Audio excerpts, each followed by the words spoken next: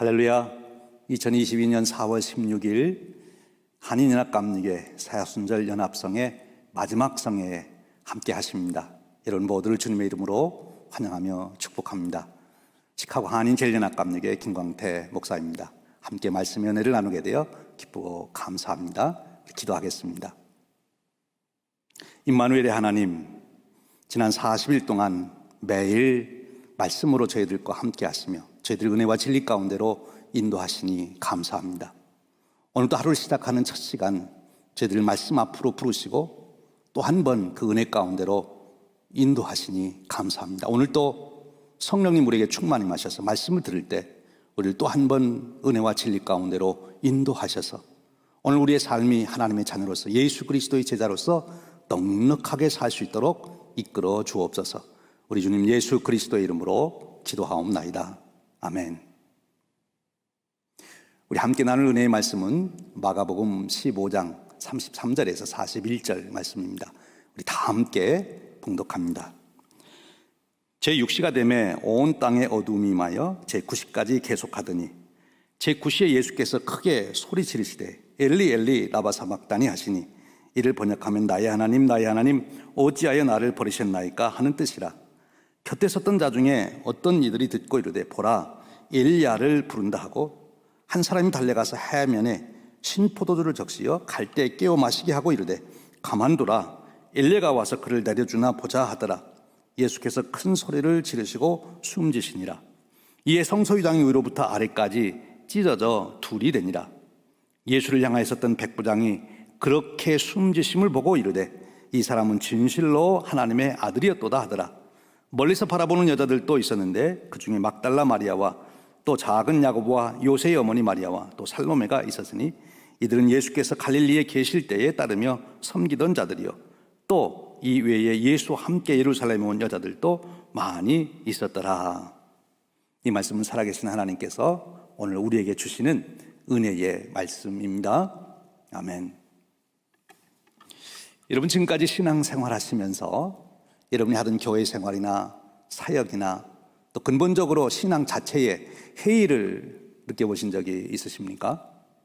그렇다면 그 이유가 무엇이었습니까? 우리가 지난 코비드19 팬데믹을 겪고 나서 교회들이 다시 종전처럼 예배를 드리고 사역을 하려고 합니다.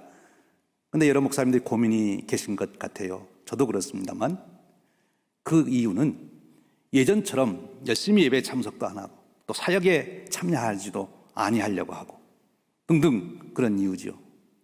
여러분은 어떻게 생각하십니까? 왜 예배를 종전처럼 드리려고 하지 않을까? 왜 종전처럼 사역에 참여하지 아니하려고 할까? 왜 그들이 그럴까요?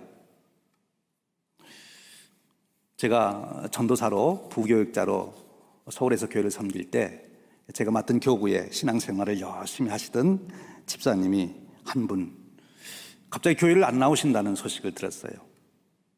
그리고 들리는 소문은 이제 신앙생활을 그만두시겠다 하는 겁니다. 지난 5년 동안 열심히 신앙생활하신 집사님이거든요. 예배는 물론이고 교회 봉사하는 일에도 아주 열심히 하셨던 분인데 그만두시겠다는 거예요.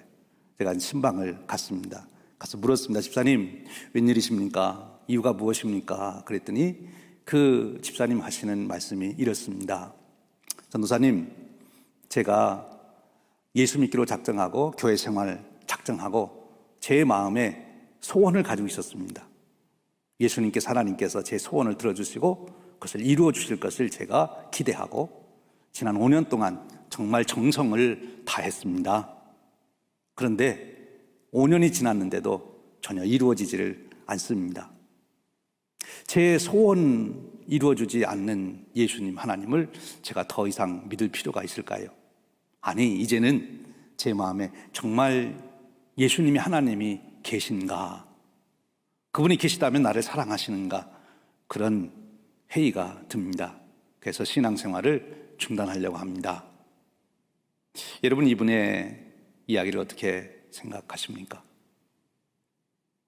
지난 40여 년 동안 우리 UMC 멤버가 많이 감소가 됐습니다.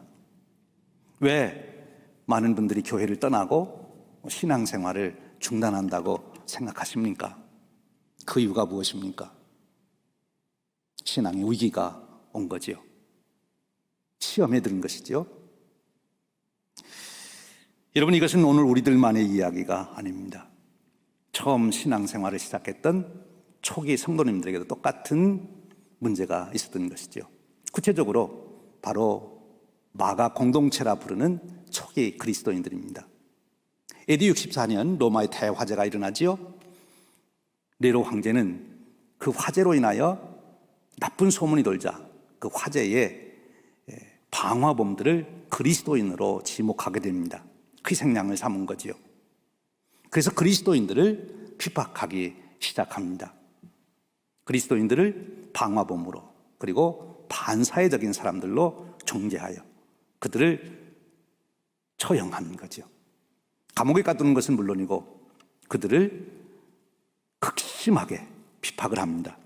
당시 역사가인 타키투스는 연대기라고 하는 책에 이렇게 기록하고 있습니다. 들짐승의 가죽을 입혀서 사나운 개들에게 내어주어 갈기갈기 찢기게 하는가 하면 십자가에 달기도 했고, 혹은 그들의 몸을 불태워 밤을 밝히는 횃불로 사용하기도 했다. 여러분, 초기 그리스도인들 마가 공동체는 이 시련을 겪습니다. 이 시련으로 인하여 그들의 믿음이 흔들리게 된 것이죠. 이런 상황에서도 우리가 예수를 믿어야 되는가? 우리가 이렇게 억울하게 고난을 당하는데 살아계시다는 하나님은 도대체 어디 계시는가? 예수님은 도대체 우리가 이런 어려움을 당하는데 어디에 계시는가? 왜 예수님은 침묵하고 있는가? 이렇게 충성스러운 그리스도인들이 개에게 찢겨 죽고 십자가에 매달리고 횃불이 되어 타고 있는데 예수님 도대체 무엇 하는 것입니까? 정말 예수님은 계시는 것입니까? 그들에게 회의가 오게 된 거예요. 질문이 생겼습니다.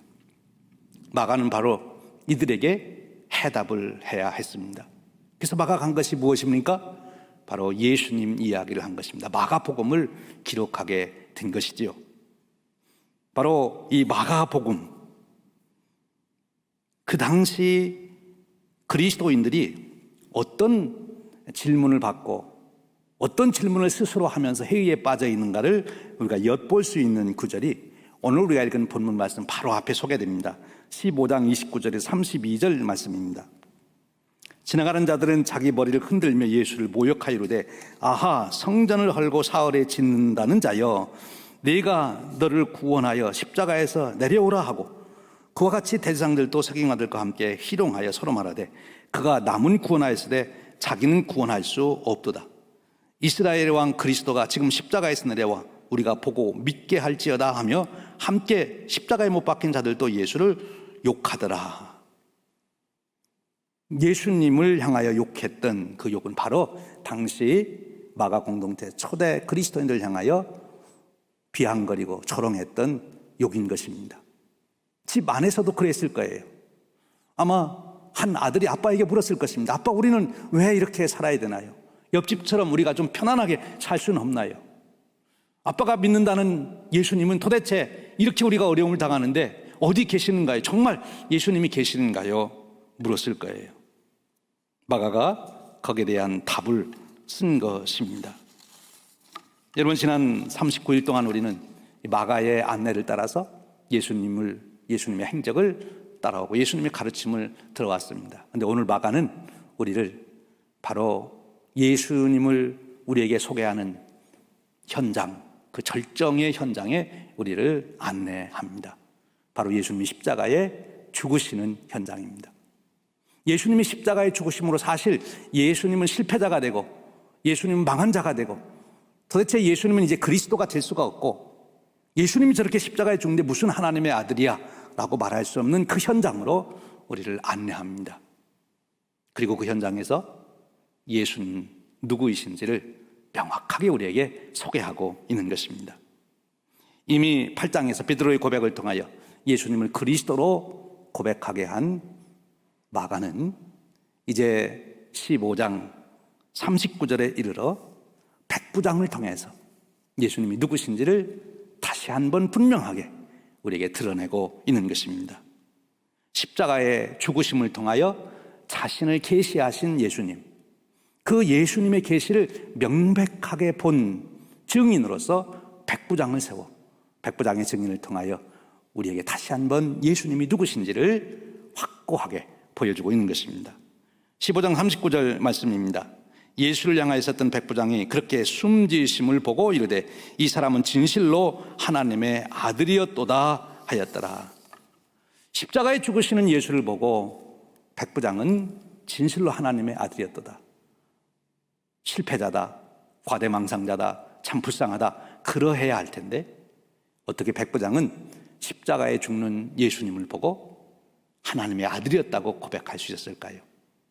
그것은 바로 십자가에 죽으시는 예수님의 모습, 그가 하시는 말씀, 그의 표정, 그의 숨소리, 그의 눈빛에서 백부장은 예수님이 하나님의 아들이심을 목격했기 때문에 그렇습니다. 오늘 백부장이 이렇게 예수님을 하나님의 아들이라고 증언한다는 것은 백부장에게 있어서 당시 현실적으로는 굉장히 난감한 어려운 문제, 당혹스러운 문제지요. 지금 누가 예수님을 처형하는 거죠? 빌라도 총독이 지금 정치범으로 몰아서 처형하는 겁니다. 이스라엘의 모든 지도자들이 그를 죽이라고 합니다. 백성들이 그를 죽이라고 했습니다. 그런데 거기에 예수가 하나님의 아들이라고 증언한다면 그 사람들이 가만히 있겠습니까? 아마 백부장은 자기의 백부장의 자리를 놓고 출세하던 모든 것 다 포기하고 그리고 자기가 본대로 증언할 수밖에 없는, 강력하게 자기를 사로잡는 예수님, 하나님의 아들이심을 보여주시는 그 예수님, 그 앞에 백부장은 경외감을 가지고 고백한 것이죠. 여러분, 우리가 이 백부장이 그 후에 어떻게 살아갔을 것이냐 하는 것은 넉넉히 짐작할 수 있는데요, 마테마가 누가 공관복음서는 예수님의 십자가 사건을 아주 면밀하게 기록합니다. 그런데 누가 그렇게 예수님의 십자가의 사건, 예수님의 가상칠언이라든지 예수님이 십자가에 죽어가는 모습을 기록할 수 있었을까요? 베드로가 그것을 보았나요? 아니면 그 당시 누가 그것을 그렇게 보고 기록할 수 있을까요? 제 생각에는 백부장의 증언입니다. 면밀하게 예수님의 죽으심을 살펴보았던 백부장이 후일에 그것을 증언하게 되고 그것을 들은 제자들이 바로 공관복음서를 기록하는 자들이 복음서로 그것을 기록하여 남긴 것이죠. 백부장의 증언입니다. 십자가에 계신 예수님을 면밀하게 살펴본 사람, 유일하게 백부장이었다는 거죠. 그런데 그 백부장은 바로 예수님을 살펴보면서 하나님의 아들 되심을 볼 수 있었어요. 놀라운 계시를 보게 된 것입니다. 놀라운 축복인 것이죠. 그런데 여러분, 이 백부장은 어떻게 십자가에 계신 예수님 속에서 하나님의 아들 되심을 발견할 수 있었을까요? 오늘 우리가 읽은 성경 말씀에는 예수님이 십자가를 지실 때 많은 사람들이 거기 있었습니다. 뚜렷하게 백부장과 대조되는 두 부류의 사람들을 보게 됩니다. 35절 말씀입니다. 곁에 섰던 자 중 어떤 이들이 듣고 이르되 보라 엘리야를 부른다 하고, 이 곁에 섰던 사람들이에요. 곁에 서서 예수님을 바라본 거죠. 곁눈질로 본 거예요. 이 말은 선입견을 가지고 예수님을 보았다는 거예요. 그래서 엘리 엘리 라바 사박단이라고 예수님께서 외치실 때 엘리야를 부른다고 오해를 하지 않습니까? 자기들이 가지고 있는 선입 지식으로 예수님을 해석하는 거죠. 오늘도 많은 사람들이 자기 선입견을 가지고 자기 철학으로, 자기 과학적 지식으로 예수님을 해석하려고 합니다. 곁눈질하는 거죠. 그런 자들은 십자가에 달리신 예수님, 그 모습 속에서 하나님의 아들을 볼 수가 없어요. 처절하게 십자가에 패배하고 죽어간 한 인간만 볼 뿐입니다. 그런데 보십시오, 또 한 부류의 사람들이 있어요. 40절입니다. 멀리서 바라보는 여자들도 있었는데 그들 중에 막달라 마리아와 또 작은 야고보 요새의 어머니 마리아와 또 살로메가 있었으니, 여기 보니까 멀리서 바라보는 여자들입니다. 이들은 예수님을 사랑했던 자들입니다. 갈릴리에서부터 따라온 자들, 예수님이 살아계실 때 충성하고 정말 정석권 예수님을 보필하던 사람들입니다.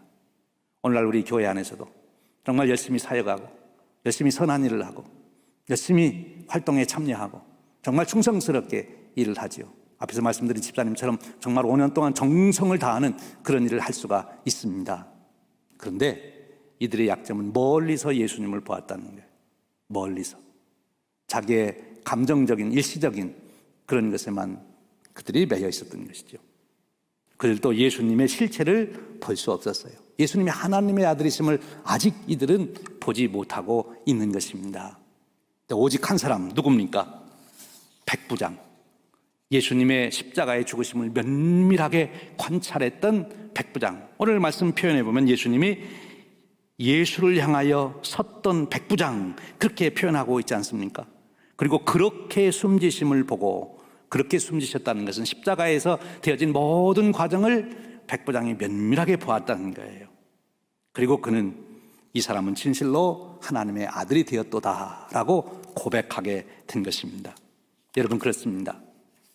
우리가 정말 예수님을 바로 하려면 십자가에 달리신 예수님을 보아야 되는 것이고, 십자가에 달리신 예수님 속에서 하나님의 아들 되심을 우리가 발견하려면 십자가에서 예수님께서 하신 모든 말씀, 예수님의 숨소리, 표정, 눈빛까지도 우리가 봐야 한다는 것이죠. 그럴 때 우리는 예수님, 바로 십자가에 달리신 예수님 속에 하나님의 아들 되심을 고백하게 되고, 그분이 하나님의 아들이시라면 그분이 그리스도이신 것은 당연한 것입니다. 바로 오늘 마가 공동체는 이 백부장의 증언을 통해서 다시 한번 믿음을 견고히 붙들게 됩니다.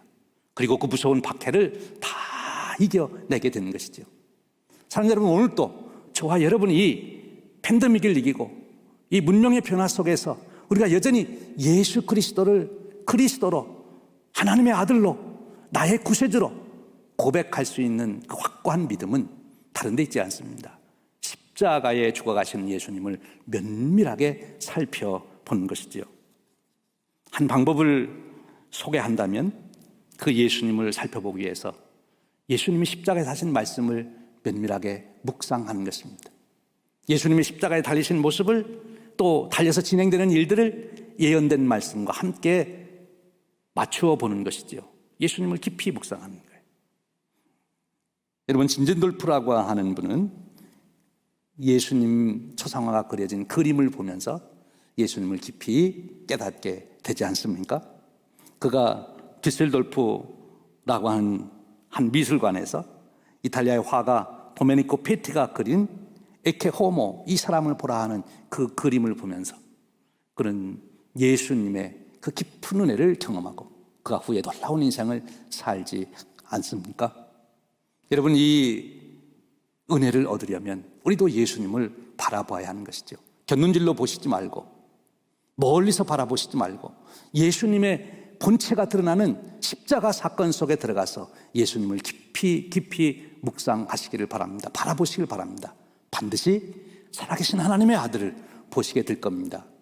그리고 살아계신 하나님의 아들을 볼 수만 있다면 그는 어떤 시련, 어떤 유혹, 어떤 시험 속에서도 넉넉하게 하나님의 자녀된 삶을, 예수 그리스도의 제자된 삶을 넉넉하게 이루어 가게 될 것입니다. 참, 여러분, 저와 여러분이 바로 이번 사순절 기간을 통해서, 특별히 고난 주간을 통해서 예수님을 만날 수 있기를 원합니다. 이제 기다리는 부활절을 통해서 영광의 주님을 또 뵙기를 원합니다. 예수님, 그분이 하나님의 아들이시요, 그분이 그리스도시요, 나의 구세주임을 우리가 확고히 볼 수 있고 믿고 고백할 때 오늘도 우리는 넉넉하게 세상을 이길 수 있는 힘을 가질 수가 있습니다. 이 축복이 저와 여러분에게 함께 하시기를 주님의 이름으로 축원드립니다. 기도하겠습니다. 하나님 아버지, 감사합니다. 오늘 또 저희들을 은혜의 말씀 가운데로 인도하시되 백부장의 고백을 통하여 우리가 예수님을 면밀히 살펴볼 수 있도록 이끄시니 감사합니다. 우리의 시선을 주님께서 떼지 않게 하시고 주님을 바라보되 십자가에 달리신 주님을 면밀하게 바라보게 하옵소서. 그 한마디 말씀 속에 들어가게 하시고 예수님이 숨쉬는 숨소리까지 듣게 하시고 십자가에서 나를 바라보시는 예수님의 눈빛에 내 눈을 맞출 수 있도록 이끌어 주옵소서. 성령님, 우리로 하여금 십자가에 달리신 예수님, 죽으신 운명하시는 예수님 속에서 살아계신 하나님의 아들 발견하게 하시고 그 믿음으로 승리할 수 있도록 이끌어 주옵소서. 우리 주님 예수 그리스도의 이름으로 기도하옵나이다. 아멘.